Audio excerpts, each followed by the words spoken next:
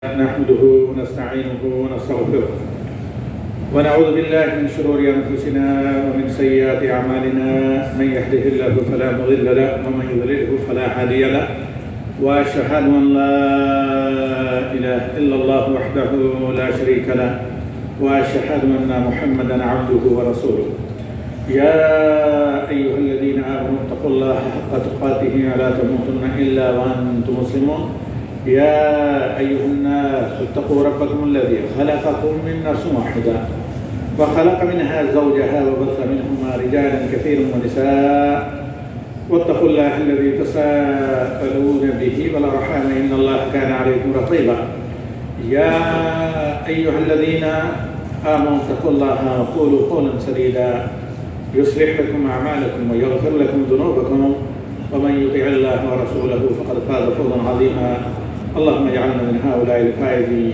المعافين الموفقين المقبولين المتقين الطائبين النائبين إليه يا رب العالمين. ہمارے قابل احترام معززین مسلمین و سامعین، 3 میسج تھے آج کے خطبہ جمعہ میں. سب سے پہلے مسلمان اور آمدن ماہ رمضان، یہ ایک پہلا میسج تھا. دوسرا میسج تھا کہ ماہ رمضان کی آمد کے بعد، شروع ہونے کے بعد شب و روز کن کاموں میں بسر ہونا چاہیے. تیسرا میسج عام نہیں بلکہ خاص تھا ان لوگوں کے لیے جو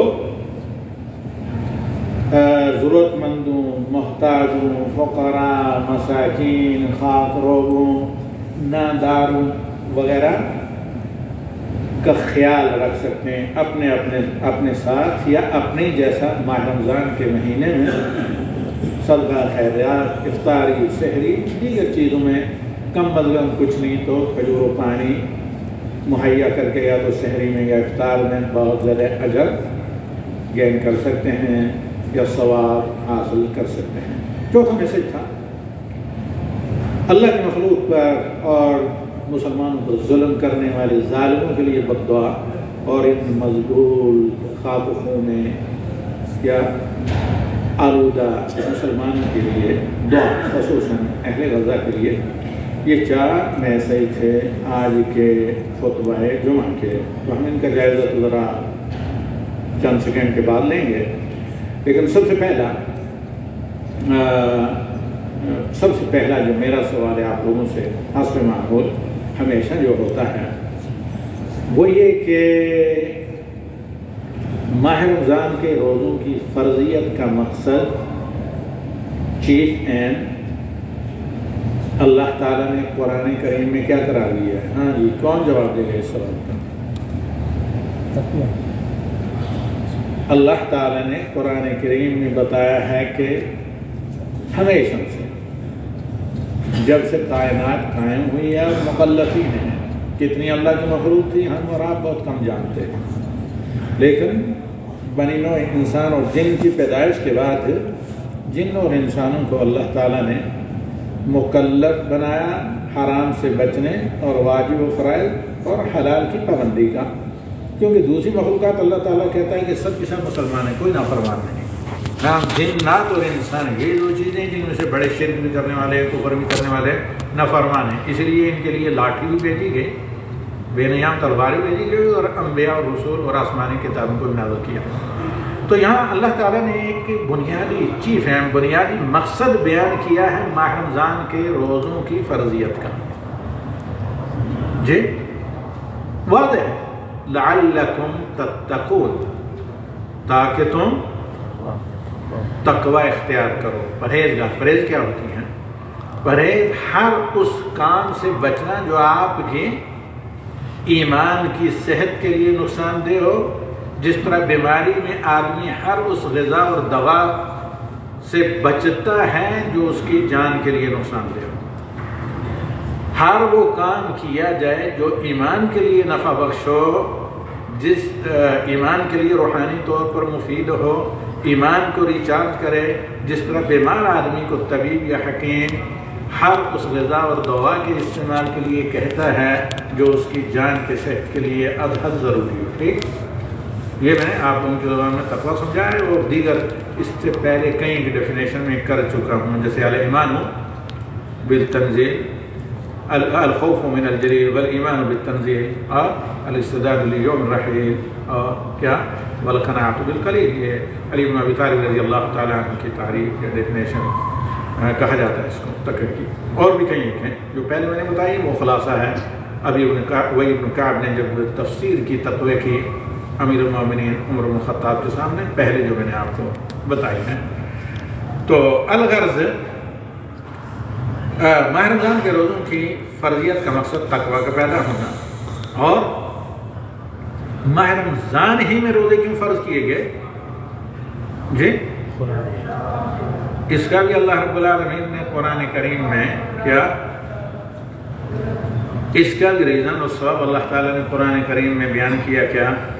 شہر رمضان الذی انزل فیہ القرآن ھدی للناس وبینات من الھدی والفرقان، کہ ماہ رمضان میں میں نے روزے اس لیے فرض کیے. کیوں؟ جی، اس لیے کہ قرآن کے نزول کا مہینہ ہے، اور قرآن کو اللہ کے کلام کے ساتھ ساتھ یہ اہمیت اللہ نے کیوں دی کہ وہ سراپا لوگوں کے لیے ہدایت ہے، اور ہدایات کو اللہ تعالیٰ نے کھول کھول کر بیان کیا ہے، اور حق و باطل کو علیحدہ علیحدہ بیان کرتا ہے یہ اللہ کا کلام قرآن کریم. تو اب قرآن کریم ہدایت کس کے لیے ہے؟ جی، قرآن کریم ہدایت کس کے لیے ہے؟ ذالک الکتاب لا ریب فیہ، یہ کتاب الہی ہے جس کے اللہ کے کلام ہونے میں کوئی شک نہیں. خدا ہے جی، ذالک الکتاب لا ریب فیہ، کس کے لیے؟ ھدی للمتقین، قرآن اہل تقویٰ کے لیے ہدایت ہے. تو کہاں ہم چلے تھے؟ روزوں کی فرضیت کا مقصد لعلکم تتقون. ماہ رمضان میں روزے کیوں فرض کیے گئے؟ شہر رمضان الذی انزل فیہ القرآن ھدی للناس وبینات من الھدی والفرقان. اور قرآن کریم جس کے لیے ہدایت ہے ھدی للمتقین. یہ ایک مقدمہ ہے، اس کے بعد ہم آگے چلتے ہیں. اب یہ جو تمام پورا سرکل تقویٰ کے ارد گرد گھومتا ہے، اور یہ تقویٰ اور پرہیزگاری نبی صلی اللہ علیہ وسلم ہر جمعہ کی نماز میں ان 3-4 آیت کو پڑھتے تھے. کون سی 4؟ آل عمران، جی، لعلکم تفلحون، اور سورہ نساء کی شروع کی آیت، احزاب کی 2 آیتیں 71 و 72. انہیں کو آج اسی لیے میں نے مکمل دعائے حاجت کو یوں پڑھا، کیونکہ چاروں آیات میں تقویٰ کا حکم اللہ نے دیا اور تقوی کو فرض کیا ہے. اور تقویٰ تمام اعمال کو شامل ہے، ہر خیر کے عمل کو شامل ہے، اور ہر شر کے عمل سے بچنے کا نام تقویٰ ہے. تو اب یہ ساری چیزیں ہیں، تو پھر اسی میں آپ کو یہ بھی رہنمائی ملتی ہے اسی آیت میں، جو پورا خطبہ آپ کے سامنے دیا گیا اور آپ نے سنا. کس آیت میں؟ شہر رمضان الذی انزل فیہ القرآن ھدی للناس وبینات من الھدی والفرقان. قرآن لوگوں کے لیے ہدایت ہے، صرف ہے، کتاب مبارک ہے، اس کا تلاوت کرنا، قرآن کا پڑھنا سب کچھ مبارک ہے. لیکن صرف اتنا ہی نہیں، بلکہ چیف ایم جو ہے قرآن کے ریولیشن نزول کا، وہ کیا ہے؟ تقویٰ اور پرہیزگاری. اس کی تاکید بھی اللہ تعالیٰ نے کی. یہ کیسے حاصل ہوگا؟ جی، جب قرآن پر تدبر کریں گے تو ھدی للناس، تبھی تو ہدایت ملے گی. آپ کو پتہ ہے کہ کیا کرنا ہے، کیا نہیں کرنا ہے، اور کس حکمت سے آگے چلنا ہے. ھدی للناس وبینات من الھدی والفرقان. حق و باطل کی تمیز کب ہوگی؟ جب قرآن کو سمجھ کر تدبر سے پڑھیں گے. اور نبی صلی اللہ علیہ وسلم سمجھ کر تدبر ہی سے پڑھتے تھے. اسی لیے تلاوت کے دوران نبی صلی اللہ علیہ وسلم کے نبرات صوت، ساؤنڈ کوالٹی، ساؤنڈ کی جو تاثیر ہے نبی صلی اللہ علیہ وسلم کی تلاوت کی، وہ چینج ہوتی تھی. جوش خروش، دعا، استغفار دوران تلاوت، خصوصاً ماہ رمضان میں. جیسے سیدہ فاطمہ رضی اللہ تعالیٰ عنہ روایت کرتی ہیں کہ ہر رمضان میں میرے والد نبی صلی اللہ علیہ وسلم ایک دفعہ قرآن جبریل کو سنایا کرتے تھے، لیکن آخری رمضان میں جس کے بعد وفات ہوئی 2 دفعہ سنایا، اور ہم پہچان لیتے تھے، حضرت عائشہ کہتی ہیں ہم پہچان لیتے تھے کہ نبی صلی اللہ علیہ وسلم کے ساتھ جبریل ہیں جن کو قرآن سنا رہے ہیں نبی صلی اللہ علیہ وسلم، اور ہر سال جبریل کہتے ہیں کہ ہاں اتنا جتنا آپ پر نازل کیا گیا ہے اس کو سرٹیفائی کرتے، ایسا ہی اللہ نے میرے ذریعے اور اسی ترتیب سے آپ پر بھیجا ہے، جتنا جتنا پڑھا جاتا، ظاہر بات ہے پورا مکمل نہیں تھا۔ آخری آیات جو نازل ہوئی واتقوا یوما ترجعون فیہ الی اللہ ثم توفی کل نفس ما کسبت وهم لا یظلمون، اس کے بعد کوئی رمضان آیا نہیں، لیکن جتنا بھی موجود تھا اتنا نبی صلی اللہ علیہ وسلم رمضان میں ریسائٹ کرتے اور جبریل علیہ السلام کو سناتے تھے۔ اور حضرت ام المؤمنین کہتی ہیں، حضرت عائشہ جو سنتی تھی کہتی ہیں کہ ہمیں جب آیات رحمت آتی تو اللہ کی رحمت مانگتے، جب آیات عذاب نازل آتی تو اللہ کی عذاب سے اللہ کی پناہ مانگتے۔ یہ اتنی باتیں آپ کے گوش گزار نبی کے نہیں، میں نے کہا کہ اللہ نے بار بار تقوی کے لیے 2 چیزوں کو بتایا ہے۔ کس کو؟ ایک آسمانی کتاب کہ آپ کو تقوی چاہیے، جو آپ کو ہر شر سے دنیا میں، اور پھر موت سے لے کر جہنم سے بچنے سے لے کر محشر کی حشر سمانی سے بچنے سے لے کر جنت کی آرام دہ نعمتوں میں لے جائے گا۔ تقوی وہ کہاں سے آپ کو ملے گا؟ اس کا ماخذ، اس کا منبع، تقوی ایشو کہاں سے ہوتا ہے؟ تقوی کی وہ مضبوط رسی جس کے سہارے آپ لٹیں گے وہ کہاں سے آپ کو ملتی ہے؟ تو اس آیت کو غور سے سنیے کہ وَلَقَدْ وَصَّيْنَا الَّذِينَ أُوتُوا الْكِتَابَ مِنْ قَبْلِكُمْ وَإِيَّاكُمْ أَنِ اتَّقُوا اللَّهَ، کہ جب بھی آسمانی کتابیں تم سے پہلے والی امتوں پر ہم نے ان نبیوں کے ذریعے بھیجی، انہیں بار بار ہمیں نے وصیت کی، تاکید کی، وَإِيَّاكُمْ، اور تمہیں بھی یہی وصیت ہے کیا؟ أَنِ اتَّقُوا اللَّهَ، اللہ کا تقوی اپنائیں۔ تو یہ آیت واضح طور پر دلالت کرتی ہے کہ اس کتاب کا سمجھنا پڑھنا پہلے، پھر وہ تقوی آپ اپنا سکتے ہیں یا ایک معاشرہ متقیوں کا بنا سکتے ہیں، جو تقوی اللہ کو رسمی نہیں، ایسے رواجی تقوی نہیں، وہ تقوی جو اللہ کو منظور ہے۔ وہ تقوی کہاں سے آتا ہے؟ کتاب اللہ کے علم و بصیرت اور تدبر سے، اور پھر نبی صلی اللہ علیہ وسلم کی قرآنک تفسیر، ایکسپلینیشن، اور سیرت نبوی جو کھلی ہوئی تفسیر قرآن ہے۔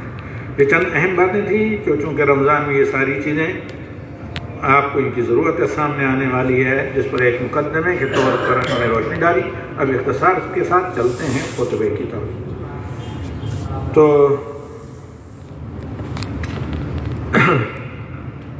بسم اللہ الرحمن الرحیم، خطبہ حاجہ کے بعد چند پوائنٹ یا جن کو آپ یہ کہہ سکتے ہیں وقفات اور نکات آپ کے سامنے پیش کیے گئے۔ سب سے پہلی چیز کہ ماہ رمضان کا استقبال آپ مریل اور کاہل اور سست اور نکمے پن سے نہ کریں، بلکہ مستعدی، خوشی، ہمت اور کس سے؟ شوق سے، ایک والہانہ محبت سے کریں، جس طرح اللہ کے رسول صلی اللہ علیہ وسلم کے صحابہ سال بھر اس کے لیے بے چین رہتے تھے، اور کیا کہ اللہ کے نبی صلی اللہ علیہ وسلم ان الفاظ میں انہیں خوشخبری دیتے۔ خوشخبری کی چیز دی جاتی ہے جس کے لیے لوگ ویٹ کر رہے ہیں، منتظر ہوں، کہتے قد اتاکم شہر عظیم، جب قریب آتا ماہ رمضان کا مہینہ تمہارے پاس آ چکا ہے، آ رہا ہے ایک بہت ہی بڑا مہینہ، اور اللہ رب العالمین نے اس کے روزے رکھنا تم پر فرض کیے ہیں، اور رات کی شب بیداری یا قیام، رات کے نوافل، قیام تہجد، جس کو بعد میں تاریخ میں لمبی تلاوت کی وجہ سے تراویح بھی کہا گیا، اس کو اللہ تعالیٰ نے تمہارے لیے سنت قرار دیا ہے۔ تو سنت وعدہ مؤکدہ، جس کی تاکید ہے۔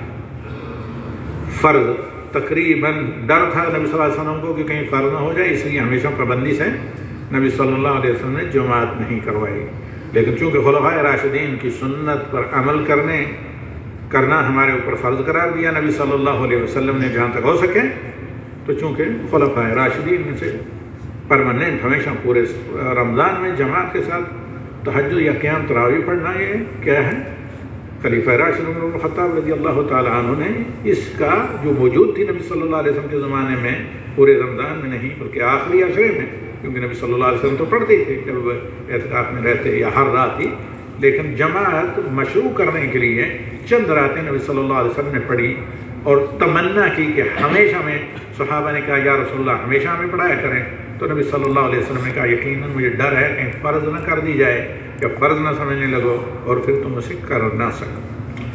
تو خیر پہلی چیز اصحاب رسول صلی اللہ علیہ وسلم کو نبی کریم صلی اللہ علیہ وسلم بشارت دیتے تو ہر مسلمان کو ماہ رمضان کی آمد کے لیے منتظر اور خوش رہنا چاہیے، کیونکہ یہ وہ مہینہ ہے جن میں تھوڑے عمل کر کے آدمی بہت زیادہ اجر حاصل کر سکتا ہے۔ اعلیٰ سبیل مثال کہیں آج ہی کوئی سپر مارکیٹ اعلان کر دے کہ فلاں جمعے سے پہلے ہیں آپ کو 70 ریال کا سامان 1 ریال میں ملے گا، تو ابھی دیکھیں بھائی ہو سکتا ہے کہ اللہ بچائے بعض حادثات نہ ہو جائیں، لڑائی جھگڑے، ڈرانگ پارکنگ، بہت سے مسائل۔ تو اب اللہ رب العالمین نے جب آپ کو ماہ رمضان میں آپ کو کیا سب کو ہر مسلمان انسانوں کے جن ان کو بہت زیادہ اجر دے رہا ہے، تو ماہ رمضان کے لیے یقیناً منتظر اور شوقین اور اس کی خوشخبری کے منتظر ہونا چاہیے۔ پہلا پوائنٹ یہ۔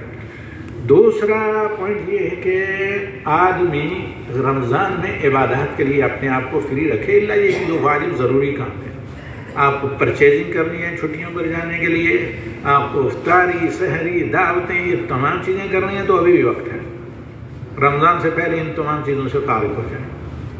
رمضان ان تمام مٹر گشتیوں اور انٹرٹینمنٹ اور تفریح کا مہینہ نہیں، بلکہ رمضان اللہ تعالیٰ کے ساتھ مضبوط رشتہ کرنے اور اپنے ایمان کو مضبوط اور اپنے شیطان کو ویک کمزور کرنے کا مہینہ۔ یہ کیسے کہ ماہ رمضان میں اللہ کے ساتھ رشتہ ایمان تبھی مضبوط ہوگا، اللہ کے ساتھ رشتہ تبھی مضبوط ہوتا ہے جب آدمی اللہ کے فرائض میں کوتاہی، سستی، لاپرواہی، غفلت نہ کرے، تساہلی نہ کرے، اور ان کاموں سے بچے جو آپ کے وقت کو ضائع کرتے ہیں یا جو ایمان کی کمزوری کا سبب بنتے ہیں۔ ایمان کی کمزوری کا کیا؟ ایمان کو زیرو کر دیتے ہیں، رخصت کر دیتے ہیں۔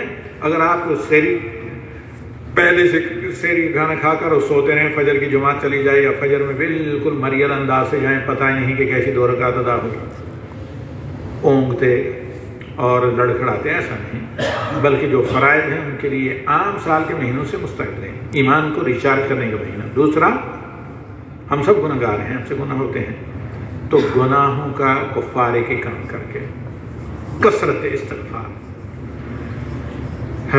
کیا اللہ کے نبی صلی اللہ علیہ وسلم اپنے صحابہ کو کہتے تھے؟ جی، یا ایھا الذین آمنوا یا ایھا الناس استغفروا ربکم وتوبوا الیہ، لوگوں اپنے رب سے بخشش مانگو اور اللہ کی طرف کیا کرو؟ رجوع کرو۔ فإنی اتوب الی اللہ فی اليوم اکثر من 100 مرہ، کیونکہ میں ہر روز 100 سے زیادہ دفعہ استغفار کرتا ہوں اور اپنے عہد اللہ کے ساتھ رشتہ مضبوط کرتا ہوں۔ سب سے بندے کا رشتہ اللہ کی طرف ساتھ مضبوط کرنے والا کیا ہے؟ جس قدر مضبوط ایمان ہو۔ ایمان کو سب سے زیادہ مضبوط کرنے والی علم و بصیرت کے بعد کیا چیز ہے؟ استغفار۔ اسی لیے اللہ رب العالمین نے کہا سورہ محمد آیت نمبر 19 میں کیا؟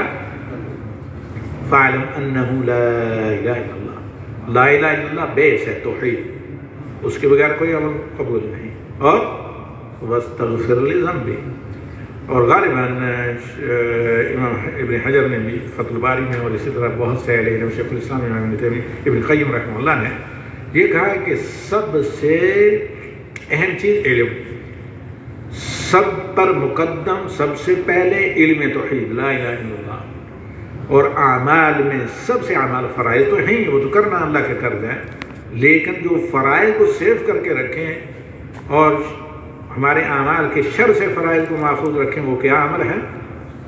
استغفار۔ افضل ترین عمل توحید کے بعد استغفار۔ اس لیے نبی صلی اللہ علیہ وسلم تمام فرائض کے بعد، وہ حج ہو کہ نماز ہو، کوئی بھی کام ہو، کثرت سے کیا کرتے ہیں؟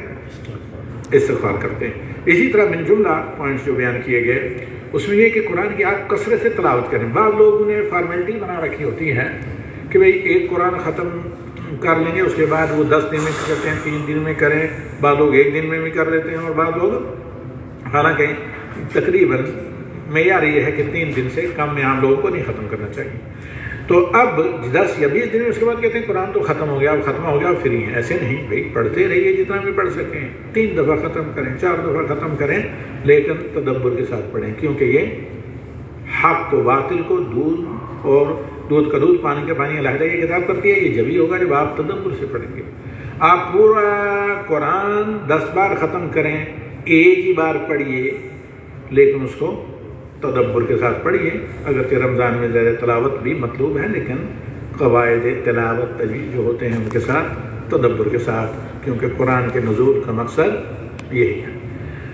دوسری بات یہ کہ ضروری نہیں آپ پڑھیں، اس سے بھی زیادہ باعث اجر ہے کہ کچھ لا علم آدمی جن کو پڑھنا نہیں آتا ان کا سنیں، رمضان میں صحیح کریں، ان کو سنائیں۔ رمضان میں اپنے گھر میں اپنے متعلقین میں قرآن کی تفسیر چند آیات ہی کیوں نہ ہوں، قرآن کی تفسیر کریں، اور قرآن کی جو ایسے کلمات ہیں مشکل ہیں ان کو حل کریں، تاکہ سال بھر آپ قرآن کو جب پڑھیں تو سمجھ کر پڑھیں، کیونکہ قرآن نزول قرآن کا مہینہ، اس میں سب سے بڑی عبادت قرآن کی تلاوت ہے۔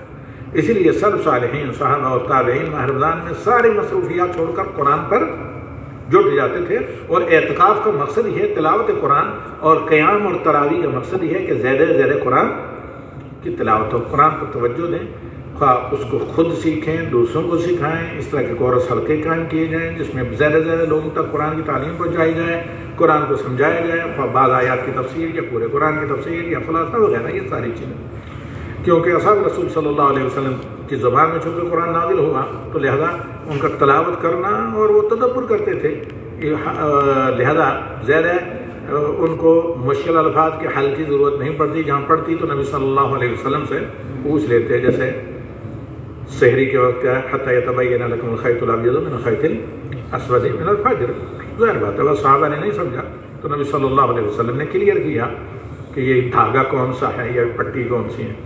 الگ قرآن کی تلاوت، اس کے علاوہ آخری عشرے میں شب قدر کی تلاش۔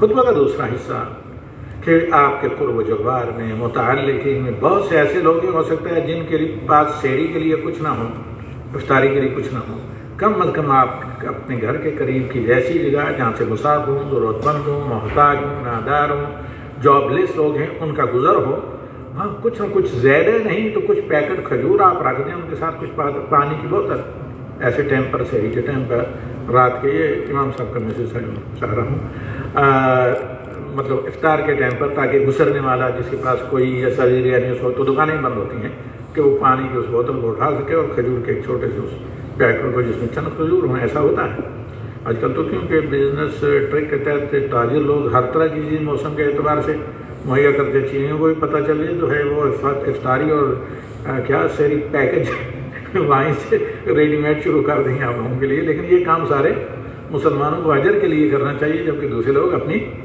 دنیا کے لیے کرتے ہیں۔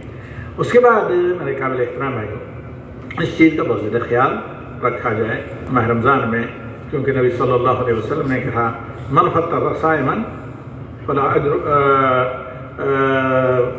من فطر صائما فله اجره من غیر ان ينقص من اجورهم شیئا کما قال صلی اللہ علیہ وسلم، جس نے کسی ایک روزے دار کو افطار کروایا اس کے لیے اتنا اجر ہے کہ جتنا روزے دار نے، جس نے روزہ رکھا، اور روزے دار کے اجر میں کوئی کمی نہیں ہوگی۔ اسی طرح سحری کرانے کا بہت زیادہ اجر ہے، اور اطعام الطعام، اللہ کے نبی صلی اللہ علیہ وسلم نے فرمایا کہ کیا یہ جنت میں داخلے کا ذریعہ ہے، اور اللہ کے غضب کو اور معیشت کی گرمی کو ٹھنڈی کرنے والی کیا چیز ہے؟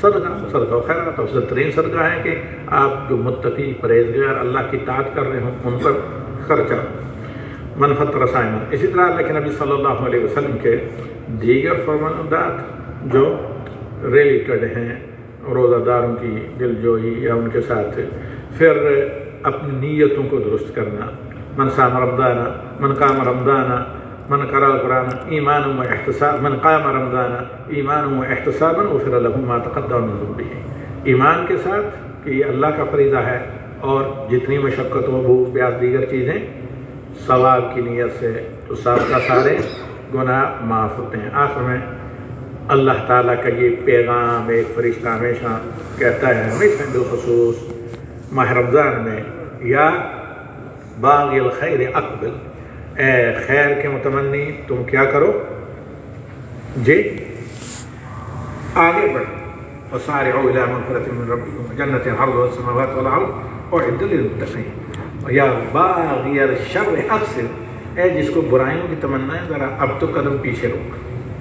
تو یہ چند وسائل تھے۔ آخر میں دعا یہ تھی، اے بار الہ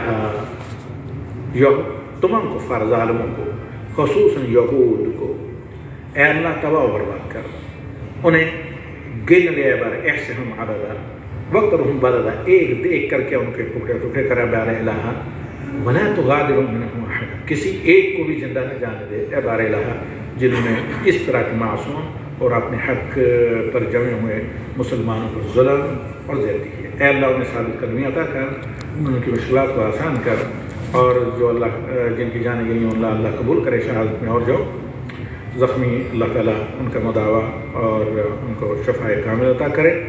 یہ وہ چند، اور ہاں اس میں یہ بھی تھا جیسے کہ آپ نے سنا، اللہ کرے کہ عربی کی بھی ریکارڈ ہو کہ بار الہ ظالم یہود کو تو نہ چھوڑ، اور جتنے ان کے صحبت کار اور مددگار ہیں انہیں بھی اے اللہ تو ان کے ظالموں کا ساتھ دینے کی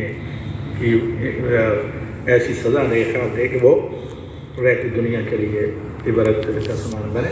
ھذا صلی اللہ علیہ النبی وآخر دعوانا الحمد للہ رب العالمین۔ رات میں ہوں آج موضوع